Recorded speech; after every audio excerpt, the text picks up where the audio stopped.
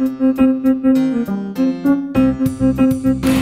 the OECD works in partnership with the Government of Colombia, and in particular with the DAFP. We delivered the advice in the Public Governance Review in 2013, and we've been working since then on implementing the advice that the Government of Colombia has chosen to accept. That process is an iterative process.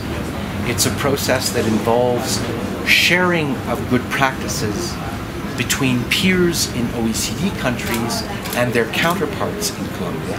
And this event today is simply an initial stock-taking exercise after 1 year of this, and a fine-tuning of the priorities, the priority areas, the kind of tools that we would identify over the course of the next planning period. I have 30 years as a public servant in the Government of Canada, my country, and that was the only thing that ever motivated me, was to generate better conditions for my fellow citizens through the policies that I contributed to developing, and through the services that I contributed to delivering, to make sure that I am in constant dialogue with citizens, to make sure that we serve them best through a clear understanding of what their needs are, of what constraints they face, and of how the state can contribute to making their lives better.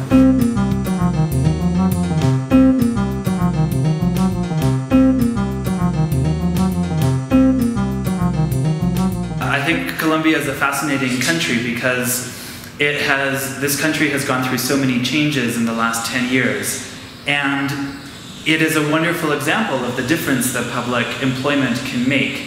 Public servants are the ones that lead these changes. They're the ones that impact these changes.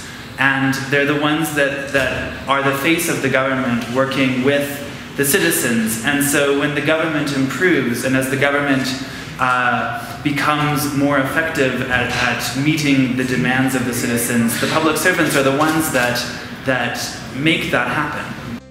We've been doing some work at the OECD around the idea of employee engagement.